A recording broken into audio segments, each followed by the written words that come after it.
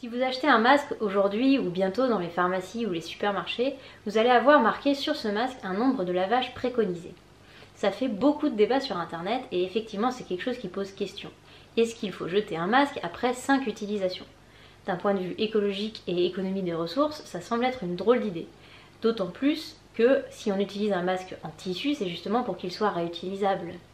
Alors ce qu'il faut savoir, c'est qu'en fait, les masques qui sont homologués sont testés par la DGA qui va mesurer la filtration et la respirabilité. Donc ça, c'est les deux points dont je vous ai déjà parlé. Un masque qui doit être à la fois filtrant pour filtrer les particules que vous émettez et que vous pouvez recevoir, mais en même temps être suffisamment respirable.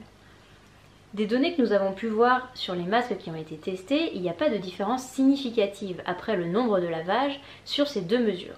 Donc ça, c'est des éléments qui restent à confirmer, mais pour le moment, il semblerait que les masques gardent une certaine efficacité. Après, il faut vraiment avoir en tête que le masque, c'est avant tout une barrière anti-postillon, et ça, comme on vous le dit tout le temps sur Mon Tissu Masque, pour ça, il n'y a pas de mauvais masques. Il y a des masques mieux que d'autres. Mais en tout cas, si votre masque va être lavé plusieurs fois, il ne va pas pour autant devenir dangereux. Ça, c'est sûr. Là, ça va vraiment dépendre de plusieurs choses. Déjà, de la qualité du tissu.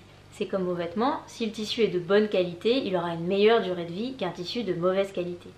On a deux grandes familles de tissus, les fibres naturelles et les fibres synthétiques. Les fibres naturelles, ça va être tout ce qui est par exemple le coton. Donc ça, c'est vrai que c'est des masques qui ont des chances d'être durables plus longtemps, puisque les fibres ne vont pas se dégrader d'un point de vue chimique. Par contre, progressivement, à force de nettoyage, le tissu va légèrement se détendre. On a tous un vieux drap chez nous et on voit exactement ce qui se passe. À force d'être nettoyé, le tissu il devient plus lâche. Donc forcément, s'il est plus lâche, il est moins filtrant et moins efficace.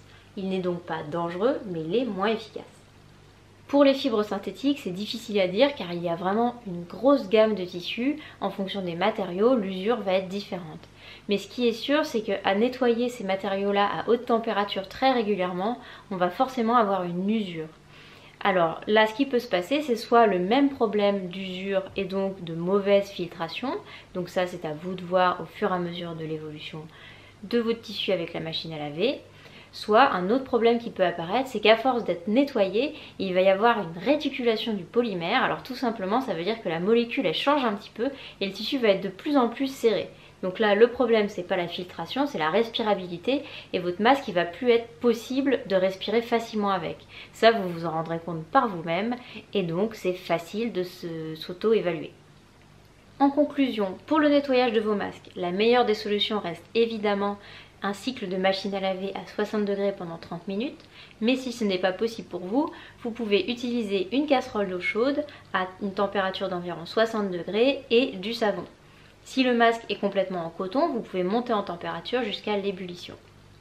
Enfin, pour l'usure des masques, on s'en rapporte à votre bon sens et vous pouvez donc évaluer si le masque est toujours respirant. Ça, comme d'habitude, en vérifiant si quand vous l'utilisez, il est toujours agréable à porter. Et enfin, en regardant si la trame du tissu ne s'est pas trop détendue, auquel cas il deviendrait moins filtrant et là on vous invite à en fabriquer ou à en acheter un nouveau. J'espère qu'on a répondu à la plupart de vos questions concernant le nettoyage. Effectivement, il y en avait beaucoup. N'hésitez pas à poser de nouvelles questions sur nos pages, sur les réseaux sociaux et on essayera de vous répondre en faisant des FAQ régulièrement. À bientôt!